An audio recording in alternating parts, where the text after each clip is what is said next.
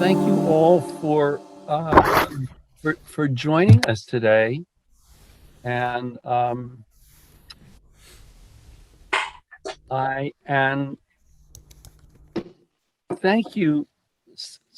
Some of you have asked me over the last few months if I would um, read one of my own poems, and I have been a little reluctant and a little nervous about doing that. But I thought I actually had a poem that kind of went with the season.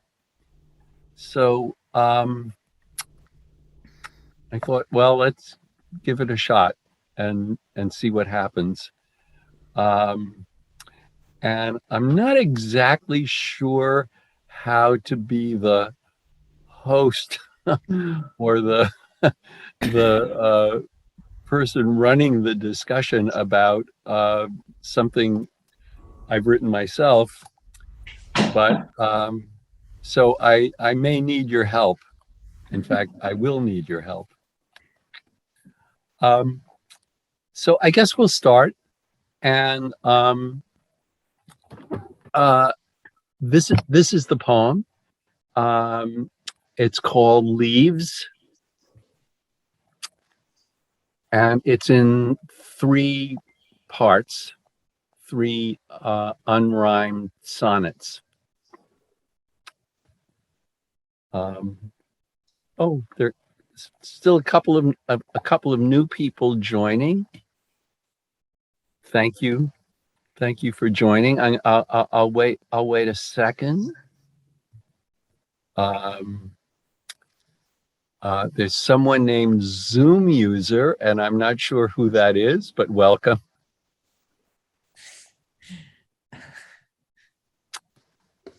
So this is called Leaves. Leaves. 1. Every October, it becomes important, no, necessary, to see the leaves turning, to be surrounded by leaves turning. It's not just the symbolism to confront in the death of the year your death, one blazing farewell appearance.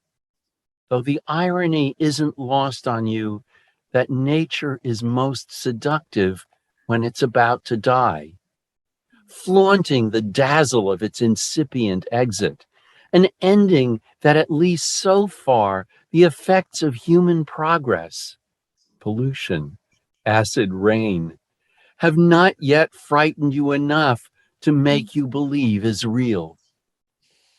That is, you know this ending is a deception because, of course, nature is always renewing itself.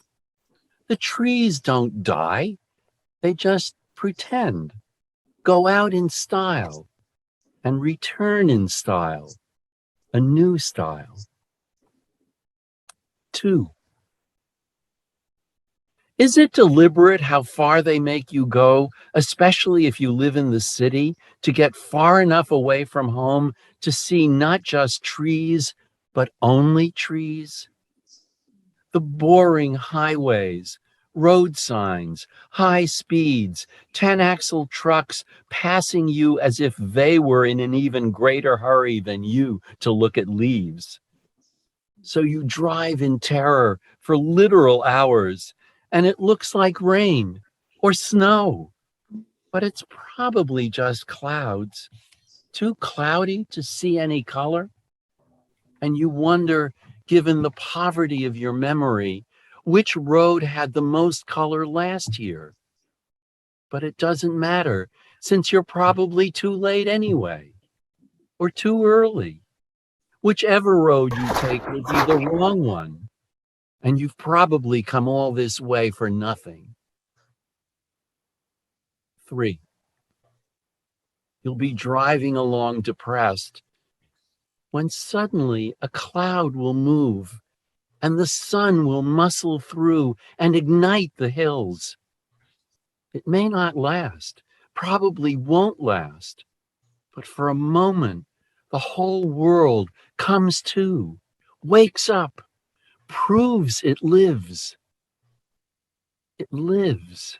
Red, yellow, orange, brown, russet, ochre, vermilion, gold, flame and rust.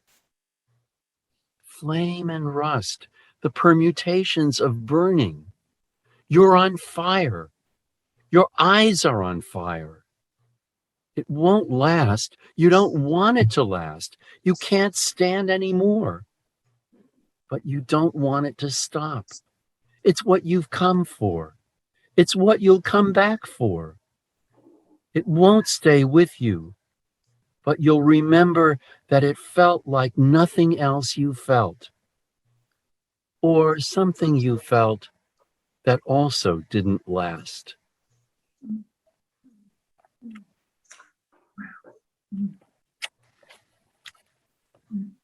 Well, thank you for listening. Thank you, Gail. Thank you, Ruth. Hi. How do we start? Is there anything you'd like to know about this? Do you have any? Shall we start with any questions that you might have? Jonathan. Denise had her hand up before me. Oh, but she's hi, muted. Denise. Okay, can you unmute yourself? I just did, yes, thank you. So, Lloyd, what were you reminded of that also didn't last? Everything. Well, if you care to say. Yeah, well, I think there's a kind of sexual undercurrent in this poem. Mm-hmm. And so I think that may be sort of a big part of it, but really, almost any joy that we have in the world kind of seems temporary. And maybe that's one of the things that poetry is about. Oh, Selena, good morning. That's one of the things that poetry is about. That it's the beauty in the world, the joy in the world. I mean, I'm thinking of Keats especially, and the nightingale that is a kind of revelation that is what art, and even one's experience of art that I have a poem. There's a line that says, "You can't live in a museum," and we have these experiences of just tremendous and profound joy, but that it doesn't stay with you. You can't live. You have to live in the world. And the world is not just not just joy. Catherine. Wondered. Thank you. I loved this poem, and I loved. It was a revelation hearing you read it. I just when you read it, it suddenly occurred to me that leaves has two meanings. But I didn't, because I listened to you knowing that what that killer last line would be. So then, okay, that was just, did you, since we get to ask the poet, did you have both of those meanings? Oh, yes. Deliberately? Of course. Yes, though I think not initially, but certainly when I started working on the poem, I was definitely aware of I would say even more than two meanings.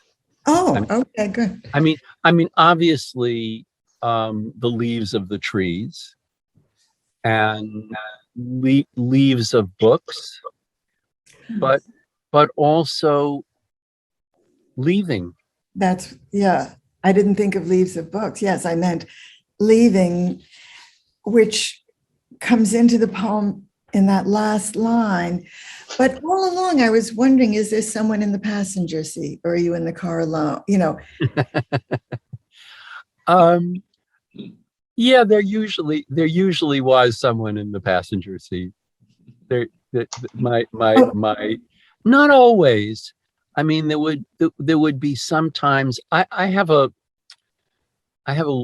favorite place that's sort of in central western Massachusetts that I will sometimes just get in the car and go out there just to see how it's doing. I meant but usually, in the, for the length of the poem, it seemed you didn't address the question. You didn't tell us there's no one there. You didn't tell us there's someone there. Right. So that it set a question mark going in my mind. Yeah. Yeah. Well, it is really, it's my own obsession. And if I could get someone to join me in it, that would be very pleasant. But it in a way, it didn't depend on whether there was someone there or not. The poem didn't depend on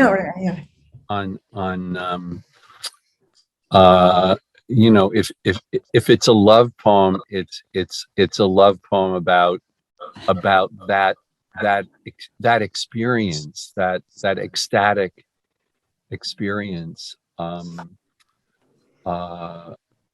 If you're lucky, and I have to say, I became obsessed with the the whole foliage thing when I moved to Cambridge, when I moved to the Boston area from New York, because in New York, so much. There were the occasional tree, and then they were green, and then there was nothing. But that in New England, coming up here, there was something just absolutely magical and ravishing and necessary about taking advantage of this kind of ecstatic experience. And every year I would, do something, go up to Vermont, especially, or Western Massachusetts or New Hampshire, but especially Vermont. And then just write something about how beautiful the trees were. And that was awful, and that was just a pile of cliches. And then one year, I started writing one of those, boring nature poems. And it occurred to me that wasn't the only thing that was part of the experience. And that part of the experience was just the anxiety of wanting to have this experience and maybe not having it because it was snowing out or the leaves had already turned or they hadn't reached their peak yet. And that really part of what my poem had to be about, if it was my personal experience. And it's really, it's a very personal poem to me. That part of that experience was just the fear and the anxiety and the tension uh, of of of well, this thing might not happen, and that it was going to be, it was going to be a long trip, and it could be completely wasted. And there were some years in which that was the case, in which the weather was really not conducive and the foliage wasn't having a great season, or I had just gone to the wrong place, and that so that part of the what made it an interesting poem for me to write was that there was a kind of tension in this. It wasn't just going out into the country and having this beautiful experience. And then part of it was also about, I hate to say this, but part of it was also about climate change and acid rain and the way we were kind of potentially ruining this amazing experience for ourselves. So that all became kind of mixed in with the experience of writing the poem. Jonathan. Yeah, I'm just curious, especially as someone who actually doesn't write poetry, and we don't normally get to ask these questions about how you made decisions about the composition. Did you sit down and say, I'm going to write a 3-stanza poem in sonnet form, and did you start with the first sonnet, or how did it develop? Yeah, I did. I knew it had to be a sonnet form, and I had Shakespeare in the back of my head, those wonderful Shakespeare poems about, that time of year thou mayest in me behold, when yellow leaves or none do hang upon the boughs. That those sort of autumn poems that also had to do with love. But it seemed to me that maybe a kind of nature poem, I don't have very many of them, that they had to be in sonnet form, and that that the last 2 lines of each stanza had to be indented the way you usually see the couplet in a Shakespeare sonnet being indented. I knew I didn't want it to rhyme, but it's sort of in it's in a kind of loose iambic pentameter, blank verse, and I did know when I started writing this poem that it had to be in sonnet form. And I don't think I knew it was going to be in 3 parts until I started writing the second part, the sort of being depressed and anxious and having that, I think it's very funny that that it crossed my mind that these truck drivers were actually going to Vermont to see the foliage.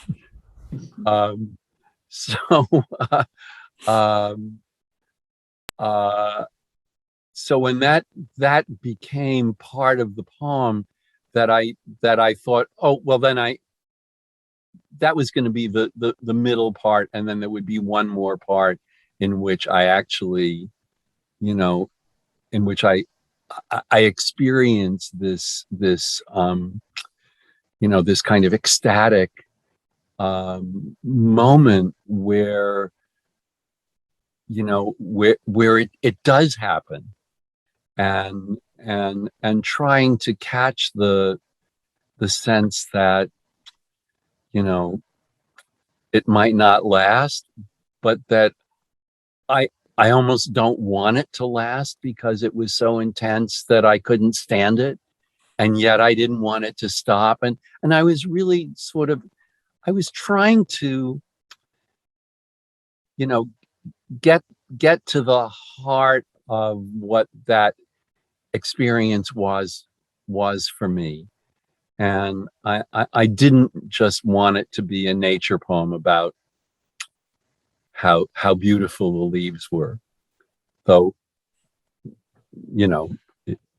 it is. Linda, yeah. Linda? I just wanted to say, I even though, you might call it just a nature poem. I mean, obviously this one's not, but just the way that you describe how the fall foliage just pulls your eyeballs out. It's very wonderfully ecstatic. Oh yeah, thank you. Yeah, I mean it's certainly what I was feeling. That it does that to me too. Yeah, and probably a lot of other people who are blocking the traffic when you head up in that direction. Catherine. I have two separate kinds of questions. One, oh good. Each of the first two sonnets are in one sentence, and as far as I can quickly count, the third one is in 17 sentences. Did you know that it was going to be a narration, and then a I get it kind of thing? I knew once I had started the poem that the first section was going to be in one sentence. That and I had to go through some sort of contrivances. Thank you, semicolons. Yeah. That helped a lot, but I knew that it had to be one kind of continuous thing, and I think the second one just sort of fell out that way. That wasn't as thoroughly conscious as my attempt in the first stanza in the first section to do one sentence. I'm also suddenly remembering, and this is maybe this is a little frustrating, because the very first version of the complete set, each section had a title, and I don't remember now what the titles were. But I think I sent the poem out with the titles, and the editor of the magazine said, "I don't think you need the titles." And I was sort of, oh, gee, I think I do. and then I reread the poem without the titles, and it was much better without the titles. I mean, I think it just didn't need the titles. The titles were just kind of they were just sort of elbowing the reader, and that they'd really got in the way. And to the point, to the extent that I don't even remember what the titles are anymore. Catherine, yeah. I had a second question. Yes. As you were reading it, isn't there a series of Brahms songs to autumn? That Oh, can't, I'm I can't sure have made there that up. are. I can't have made that up because it reminded me of the intensity of those poems. And Oh, wow. knowing that you know all music, I assumed that you would know those off the top of your head. Yehudi, Susan, are Brahms songs about autumn? Can't recall. In Dame Herbst, did I make that up? Oh, you didn't make that up. That's a choral piece. Yeah, there's words. Yeah. But You sang them, Haber. You know them. it's a choral piece. I mean, I sang them in college, but I just. We sang them together. Yes, that's true. We did. I think it must be sonnets by somebody. Yeah, I mean, German. Brahms seems to me among the most autumnal of composers, but I wasn't thinking about that. Certainly not at the time, and it hadn't occurred to me. But I'm very happy to Claim think that this poem is in some way Brahmsian. Stephen, hi. Well, I was thinking not specifically a composer, but it seems like, in addition to being sonnets, that this is a sonata in 3 parts. And in fact, I kept thinking it was a violin sonata, because I was going to ask you about.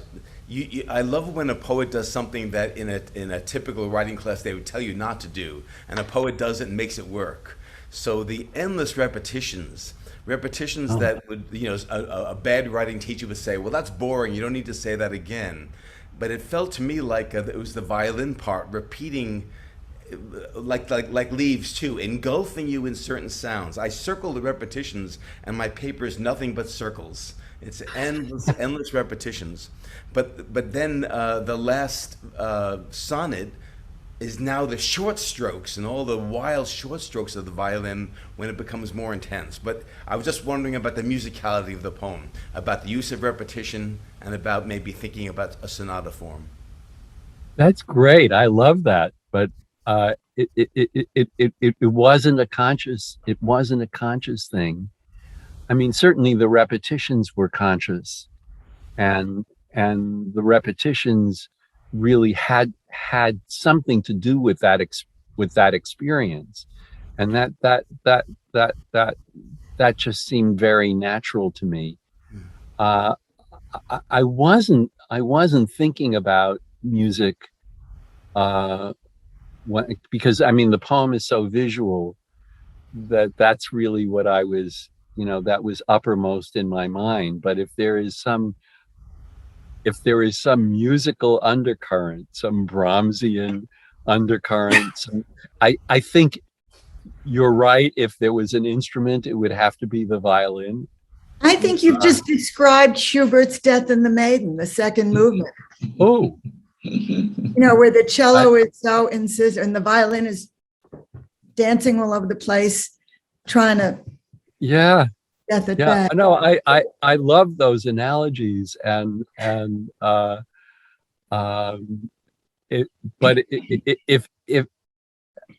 if they're there, I now hope they are there. It was subconscious.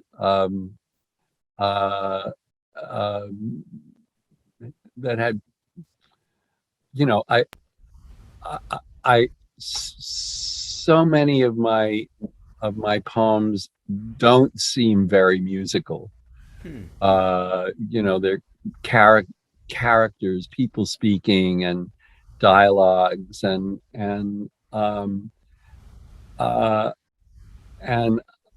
I think there is. I mean, I really do find music in conversation, in the way people speak, and the way people speak to each other, and the way people speak to themselves. But I'm not consciously trying to be musical, except in the oh, I see a note from Jim. Oh yeah, about Brooklyn Rider is playing Death and the Maiden. Yeah, they're a wonderful string quartet, and yeah, I am planning to go to that concert. And Jim, you're offering a pair of tickets. Two. We're going to that too. Don't take this invitation lightly. It's definitely an event worth going to. Let me, I wanted to say something I think in some ways is obvious, that the poem is about transience, and it's about loss. And in that sense, with the hope for renewal, but it's this complicated view of having something and as the leaves fall, as they go, the sadness with each drop, and so that mood is so powerful, I think, through the poem, that is really lovely. Oh no, thank you. I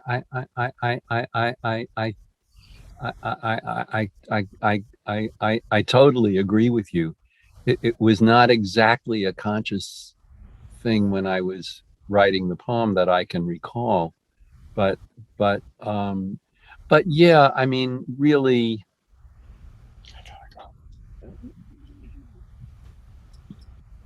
and any art is, I mean, paintings stay there, but you can't, as I say, you can't live in a museum.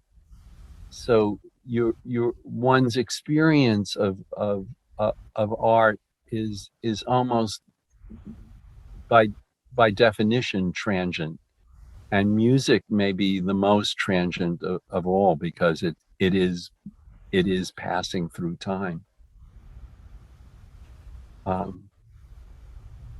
Lloyd, Bill, in counterpoint to everything that's sorry. Then Bill.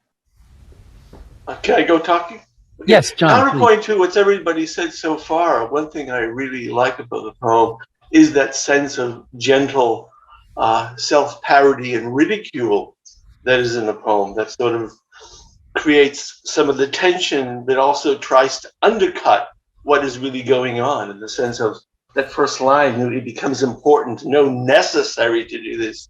I get a sense of in a small way, of a person who only reads like 2 books a year, and they have to be bestsellers, and they're bestsellers because that's the only thing the person knows. And so if it's been on the list for 40 weeks, then it's obviously worth reading. And that's the mindset that's presented, which is, a wonderful sense of ridiculousness. But it's, it's a lot more than just that going on. But it's that tone of that, which is playing in the poem, which is very, very appealing. And also it occurs throughout the poem, and even to the second stanza, where the speaker is, most neurotic about the terrors of what might happen. These speeding trucks, it's going to rain and snow, and it's almost like he's been browbeaten by an overbearing parent, and he can't get beyond himself in a way. So there's that funny sense to it, a little bit of humor that keeps the seriousness within the guardrails. Yeah, no, that I thank you. That was very much in my mind, to have this some sort of, I mean, there's a sort of depression, but it's a kind of comic depression of that, or even self-created, that this experience is, that there's also something slightly absurd about this compulsion to have this beautiful experience, and how everything is working against it, and that's kind of ridiculous. As a tangent, I know someone who could never say the word foliage. It always came out as foliage. I've heard that. Yeah. I've heard that. And it's so impossible to correct the person, so you just accept it and carry on. But there's something kind of profound about that too, because you are. It's so easy to be foiled in your experience. Bill, you were going to say something a little earlier. It's kind of a related question. Two things about the voice in the poem. One is, whose voice is it? You do that all the time, and even here, it's clearly not the writer's voice, not quite. And the other is that it's all written as an apostrophe. It's talking to, I guess, oneself, but there's no I in it. Right. Yeah. I pronoun. It's all right. EYE. Yeah.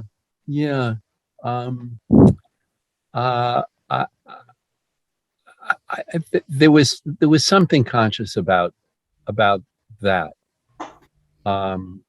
As I recall, and it's obviously about myself and my experience, but I wanted to keep the I, the capital I, out of the poem. I really, it's the EYE. It's that's kind of looking out from. Are the you and the they different? Remind me about where the they is. The beginning of the second. Sonnet. How far? Oh, well, the they is the leaves. Oh. Yeah, I mean that. I mean, I think part of the joke is that they're out there deliberately making you want to do this, this sort of crazy thing, and there's a kind of paranoia about I've got to do this. Those things are making me do this, and how dare they, and how dare they not?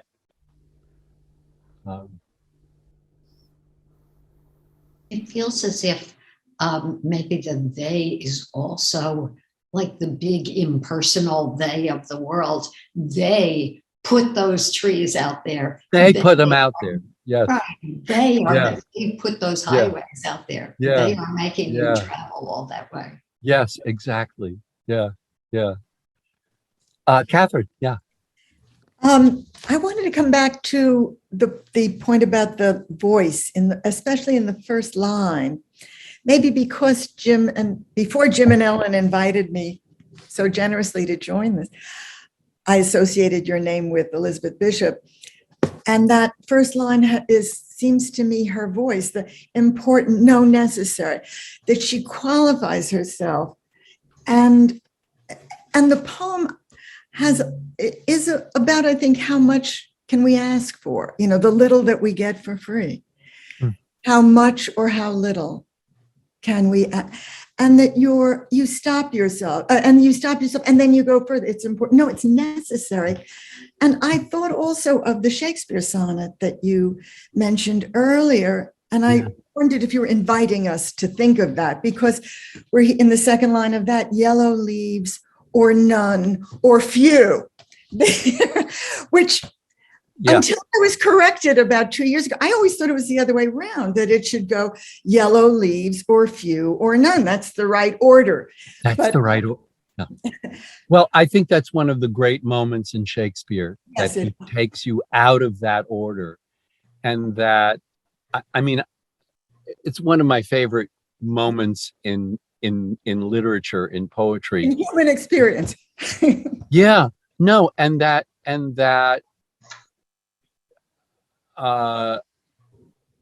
Shakespeare is really talking about his own he's comparing all this nature stuff, and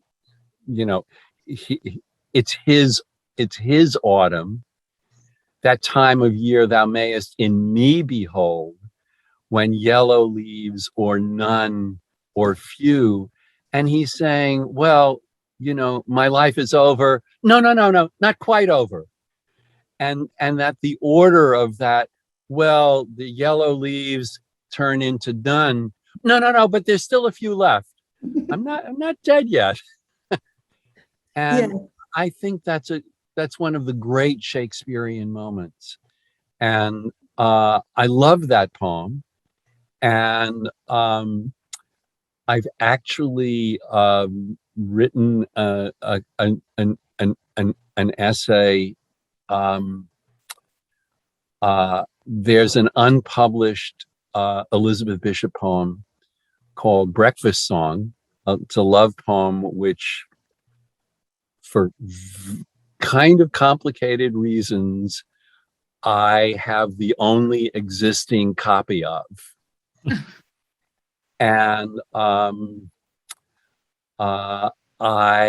wrote an essay about that, in which I argue that it's Elizabeth Bishop's best love poem because it's the most Shakespearean. And it's about an older person being in love with a younger person and thinking about his or her own mortality in relation to the person that she loves. And I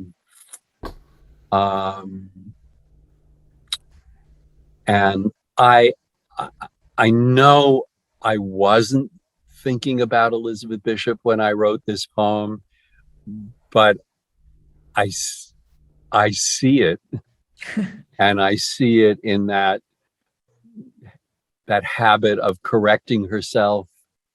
That's part of the poem. I see it in the end of the poem, where I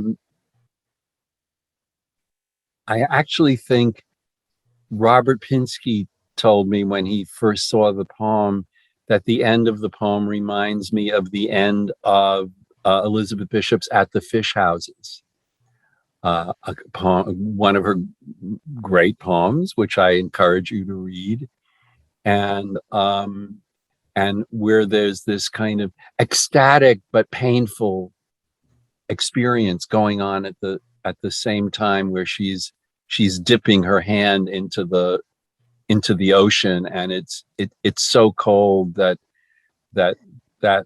her hand hurts from the icy water, and she said it's what we imagine knowledge to be.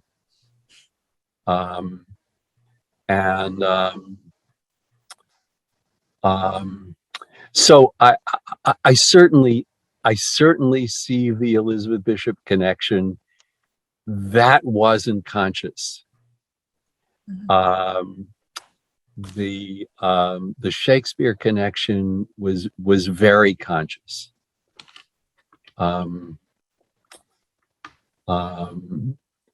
I welcomed your adding leaves of a book to one of the meanings of the title for that reason, because I thought, oh, good. Yeah. It's Margaret. Yeah, I've been enjoying the poem. Thank you. And I guess we do. I'm liking the ending. I feel like it's an invitation to consider what it might feel like when we die. That we may be thinking it won't last. We don't want it to last.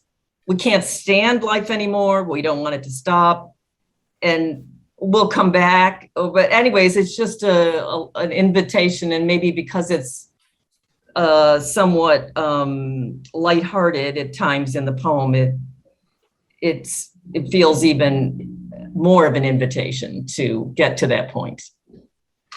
Yeah, I, I do think it's a poem about mortality, um, and and and and I kind of knew that while I was writing it. I didn't set out to write a poem about mortality. I set out to write a poem about my experience, my obsession with kind of living in New England and being so close to this amazing thing that was going on. But I knew that by the end of the poem that I was uh, that there were larger issues that I was aware of. I would love to read you the unpublished Bishop Love poem. It's not a long poem, and if you don't know it, um, you should. And um, and you'll see what I mean about the kind of Shakespearean resonance of this poem. It's called Breakfast Song. I should also say that the composer John Harbison set it to music. There's a beautiful Elizabeth Bishop cycle called North and South, and this is one of the poems in that cycle. And there is a beautiful recording of it with Lorraine Hunt Lieberson. I mean, if you're gonna listen to a recording of John Harbison, or John Harbison's vocal music, that's a very good place to start. Um, so this is Breakfast Song. My love, my saving grace, your eyes are awfully blue. I kiss your funny face, your coffee flavored mouth. Last night I slept with you. Today I love you so. How can I bear to go as soon I must, I know, to bed with ugly death in that cold, filthy place, to sleep there without you, without the easy breath and night-long, limb-long warmth I've grown accustomed to. Nobody wants to die. Tell me it is a lie. But no, I know it's true. It's just the common case. There's nothing one can do. My love, my saving grace, your eyes are awfully blue, early and instant blue.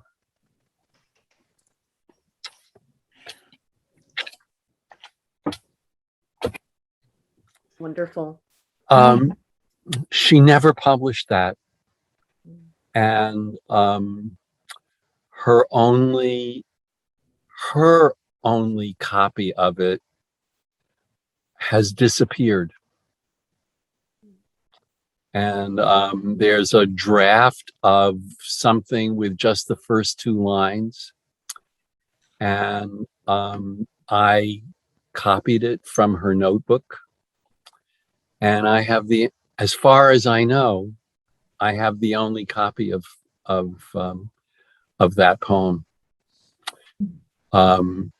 In the latest version of Elizabeth Bishop's collected poems, there's a section at the end of the book that has her own drafts of unpublished poems, and the draft of that poem is my copy of it. It's really it's a very strange experience to see that, but I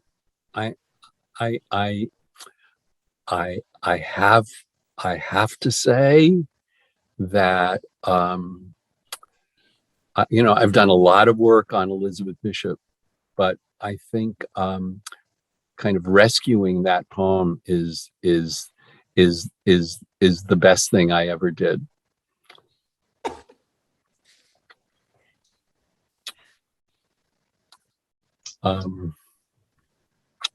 Where has the essay you wrote been published? Can we read that? Oh, yeah. I mean, I've written a bunch of stuff about it. Oh, There is a new book just published by Cambridge University Press, a collection of essays called Elizabeth Bishop in the 21st Century. And I have an essay in that book about editing Elizabeth Bishop, and that I write about that poem. I wrote something else, and I can't. I don't remember. I mean, I've written a bunch of stuff about Elizabeth Bishop, and I have written about that poem on other occasions.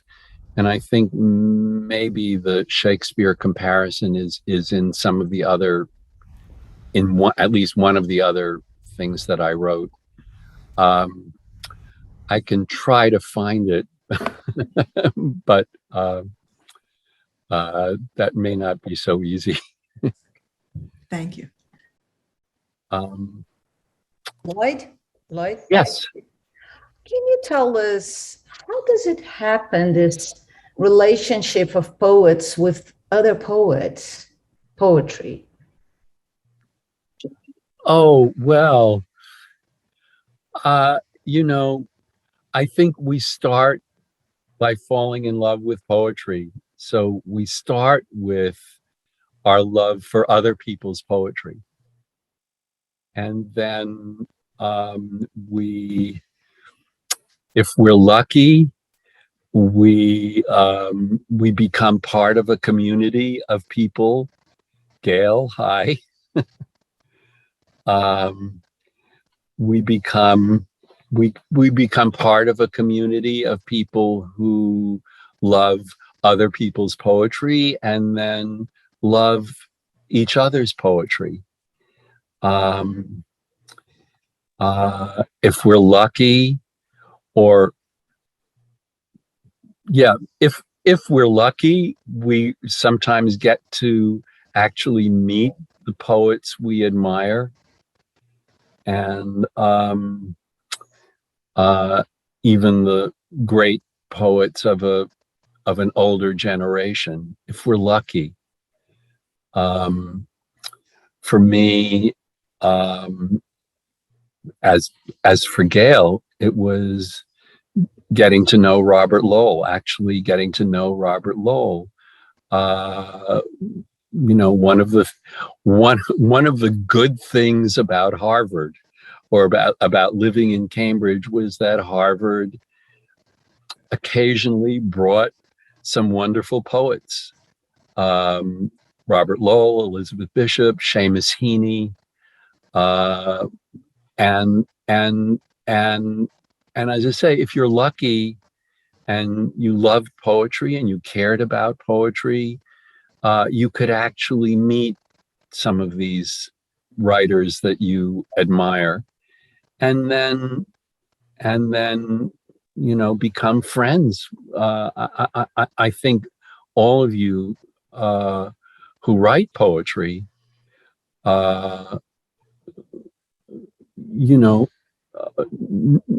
know other people who write poetry and admire the people that you share that experience with. So I don't know, does that answer your question a little bit, or? Yes. And I was thinking about Elizabeth Bishop's experience in life, her relationship with, for instance, Robert Lowell, that she shared her poems, each other. She would comment his poems, and with Marianne Moore, that in a certain point, had that, let's sort of, mentorship was over, at least from what I know. Yeah. Well, it's possible if you're lucky. And with Bishop and Lowell, before they met, Robert Lowell had written a review of Elizabeth Bishop's first book. Yeah. And she read it and knew that he got what she was doing. And she was getting a lot of really condescending reviews for her first book. Oh, she was this miniaturist. She was this little poet, very precious.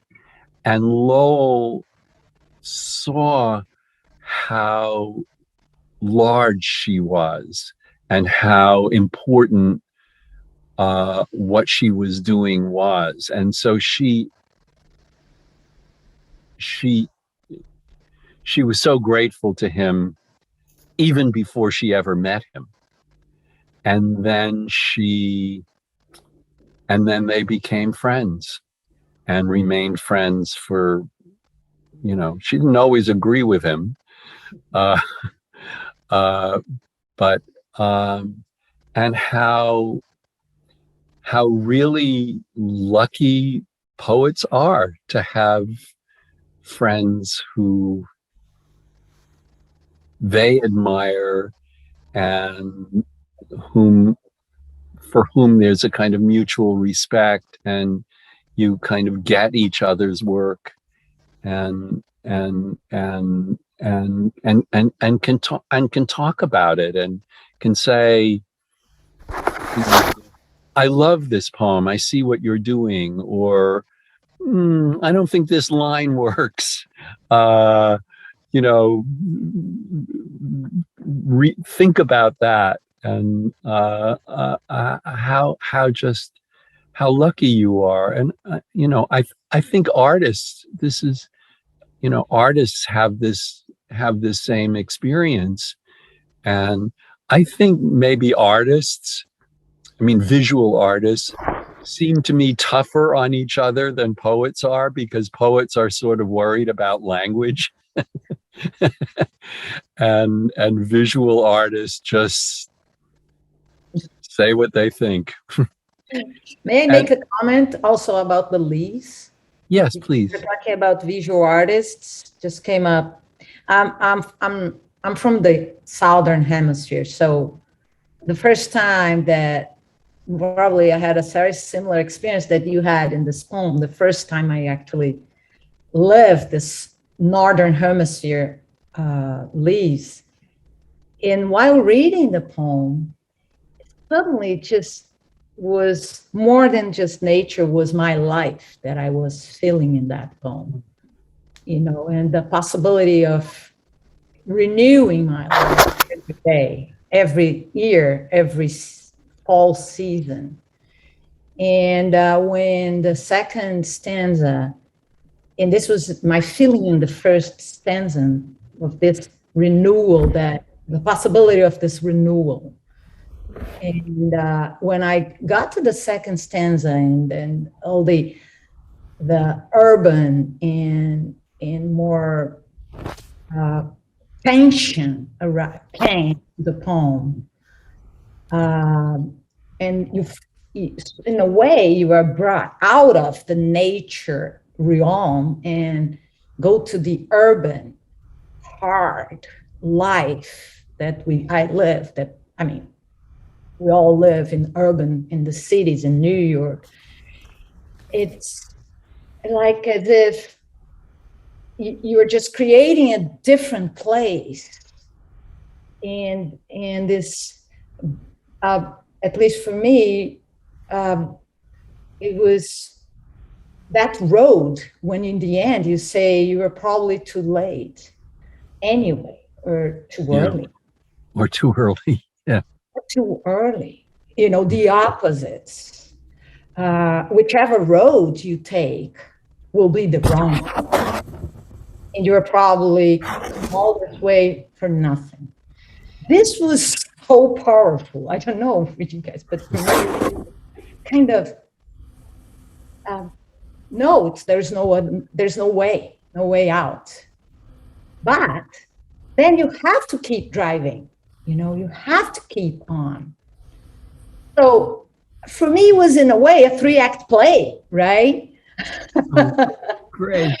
I don't know. It's just say something the way I felt while reading it. Oh, thank you. That's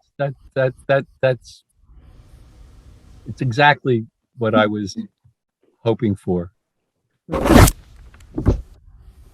Mary, did you? Yes, Mary. Yeah, I've just been enjoying this conversation so much and having so many thoughts bounce around that I haven't known when to actually say one of them. But yeah, I loved. Oh, I'm sorry, Selena. Selena's her take on the poem, and one of the things that I noticed. I've known the poem for quite a while and always loved it very, very much. Thank you. And hearing it, it's a poem that, at least for me, grows with each encounter. It really does. And I loved it. And it's almost, it's dealing with what is overwhelming, with an overwhelming experience. And it always touches me. I always get that, kind of participate in that experience with the poem. But I noticed, I don't know, today's just been so wonderful hearing everyone's thoughts. And one of the things that struck me was at the very beginning, someone said, well, what were you thinking of? And what were you thinking of, right, when you said something, or when you wrote something you felt that also didn't last? And you said, everything. And that really, I just wanted to say, I'm just so struck by the power of the poem and its ability to bring that everything into it. From, there is a really strong element of intimate relationship and the oh God, I love the questioning. It may not last, probably won't last. There's this whole kind of dialogue with the self that's going on.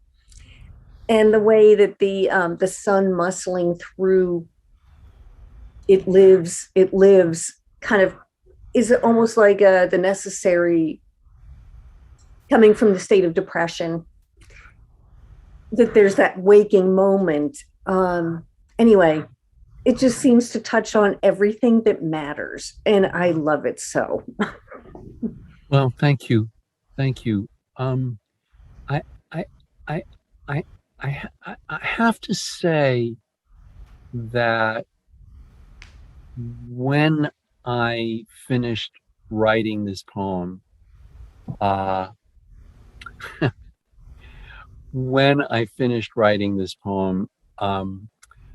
thought it was the best thing I had ever written. It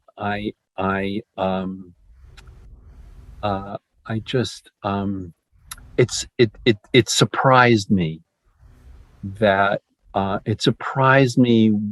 that it got to where it got. And it was actually, I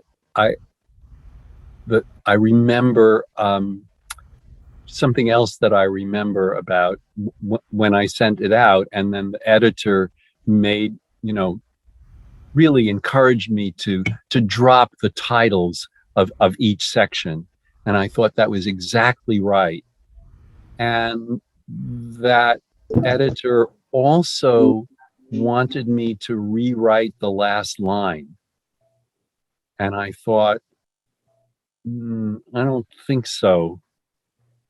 And he actually wrote me back like a day later saying, no, I think I was wrong about the last line.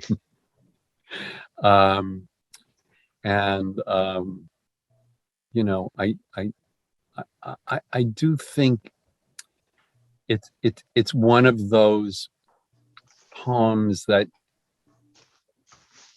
again, you're if you're a writer, if you're a poet, you're so lucky that the poem sort of ends up or goes exactly where you hope it's going to go. And I think this is one of the this is one of my it's one of my poems that I feel most confident about, that it goes where it needs to go, where it's wanted to go. I didn't know that's where it was going to go when I started writing it. But when I finished it, I thought, yeah, I think this is the best thing I've ever written at that point, and that it was because it seemed to go where it needed to go, and through those particular permutations.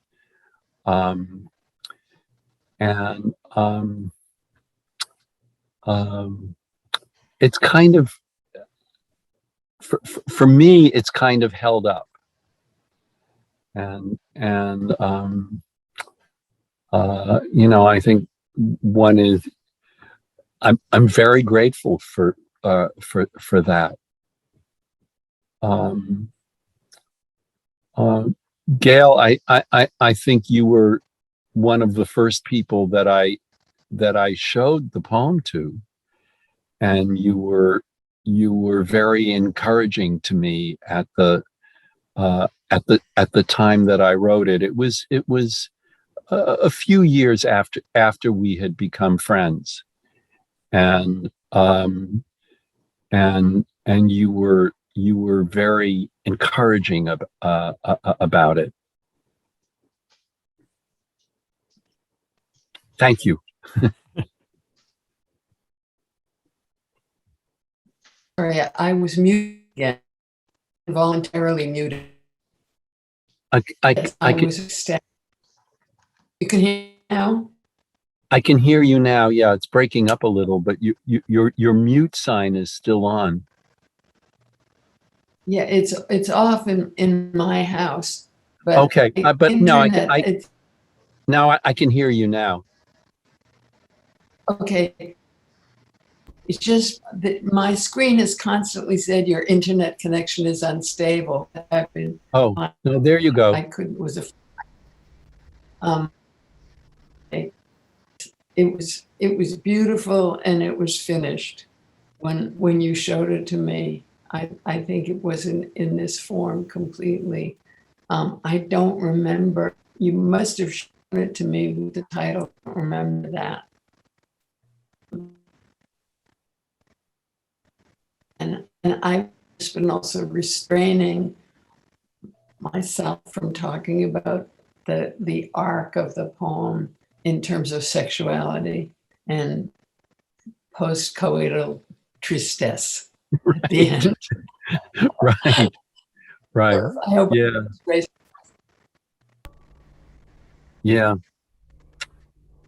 It was. I was very conscious of that. Working on it. Yeah. I don't know any other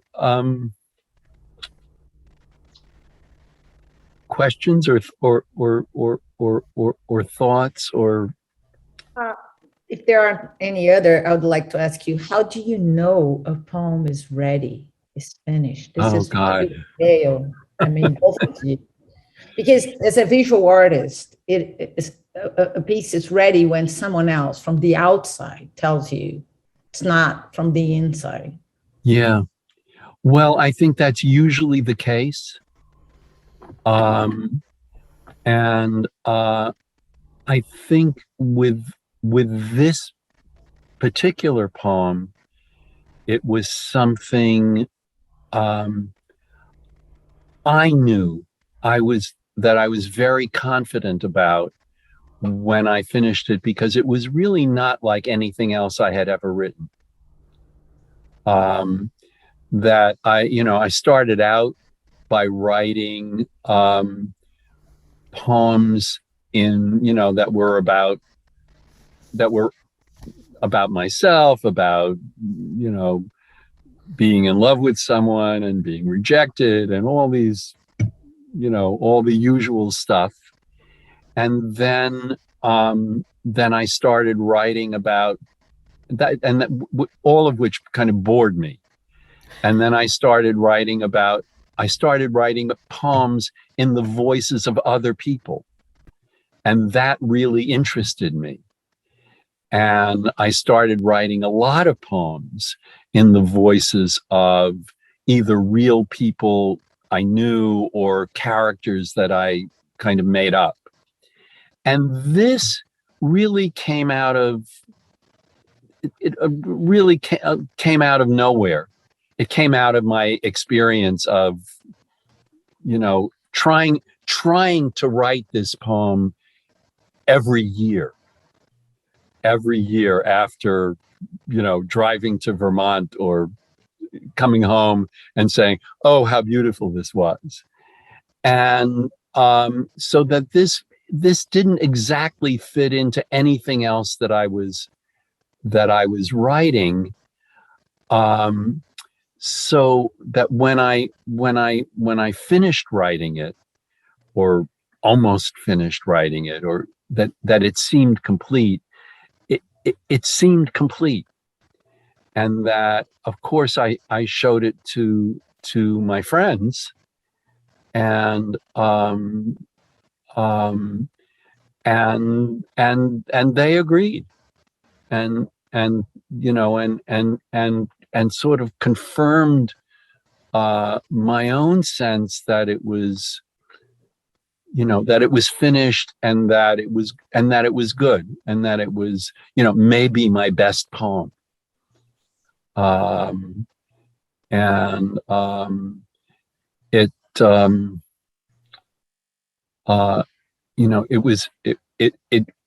was very well published,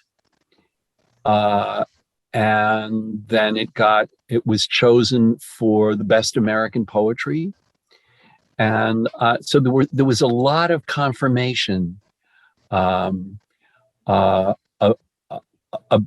that poem. It's been anthologized.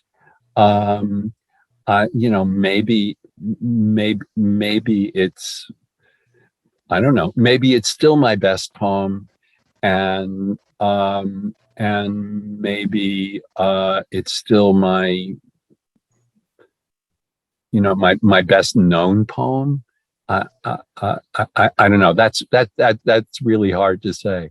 I don't regard any of my poems as being my best known poem, or known at all. But it's survived. It was in my second book, and it seems to have survived in some way. But how do you know when a poem is done? Yeah, you show it to people. You show it to people you trust, and they either think it's done or they don't.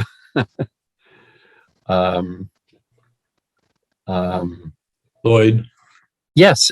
Wasn't it Valerie who said, I never, when he was asked, how do you finish? He said, I don't finish a poem. I abandon it. I abandon it. Yeah. Yeah. Question of how to round up your thoughts and come to a good conclusion. I even find some of the sometimes the feeling that even Bach, whom I revere, it's worship even more than reverence. I feel sometimes that the end isn't quite. It is logical in a kind of intellectual way, but it doesn't really wind up the feeling of the trajectory and the momentum that's built up. A lot of pieces do, public pieces, but a lot of religious pieces don't. It seems to me, I get an uncomfortable feeling. I then, of course, don't blame Bach. I blame myself for not having the adequate perception.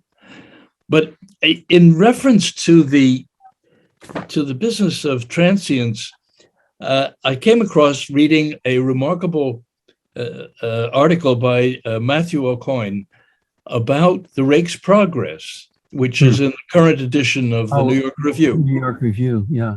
It's a remarkable piece of such intelligence and range. But one thing struck me because it's so connected with the poem. It went like this. Something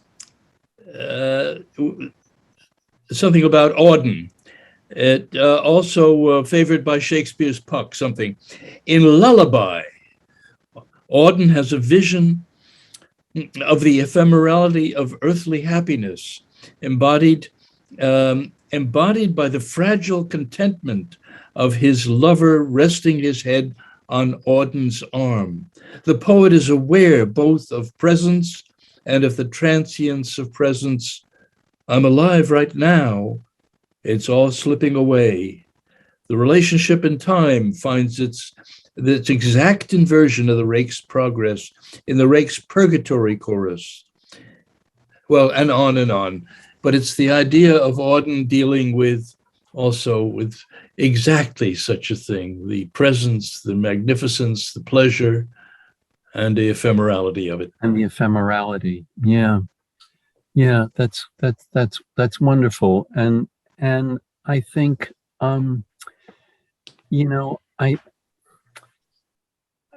it's the great subject for art of any kind, for music, for poetry, for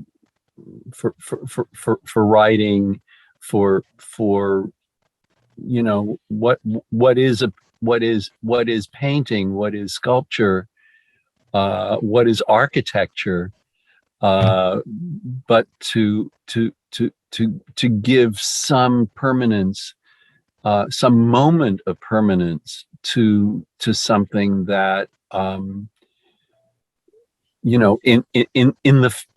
the face of time, which is not going to stop. And it is a real subject, and it's not directly the subject of every poem, but it's the underlying subject of, it seems to me, of every work of art. Catherine, yes, please. I'm reminded again of the Elizabeth Bishop poem that we read in this group a couple of months ago, A Large Bad Picture, where she looks at this scene, this early spring scene where the water is still cold, and she sees the yet to be dismantled elms with those hyphens. Right. Yeah, she's so conscious in that poem, and it's heartbreaking. Yeah. It's and so moving that she sees in this little painting all of that, that whole sense of recognizing a place from her childhood memory and knowing it's not there anymore, but it is there. Has been captured in this painting, in this work of art, and her experience is captured in the poem. Her experience of that transience, of that, yes, exactly, Delia, to love that well which thou must leave ere long. And that's exact. I mean, and that's the Shakespeare poem that I think her love poem, her breakfast song, really harks back to. That, yeah, to love that well which thou must leave ere long. Oh, thank you, Gail. Thank you, Gail. I thank you, everyone. Any sort of Thank- last words, and thank you, Meg, for stepping in for Marita, who had a library event today and couldn't make it. And Meg, thank you so much for stepping in and making this conversation possible. You're welcome. Nice to see you all. The library has been absolutely indispensable and so supportive, and I couldn't be more grateful. And thank you all for coming today. This obviously meant a great deal to me personally, and it was just fascinating, wonderful to hear your comments. And next month it will be, I'm not sure what the poem will be, but please come back. Even the new visitors today, you are always welcome. And thank you so much for your indulgence and your comments. And this was a wonderful experience for me personally. And thank you so much, and great to see you all, even in your little Zoom boxes. And be well. It was a Thank beautiful you. poem. Thank you. It's a Thank beautiful you. poem. For the discussion and for the poem.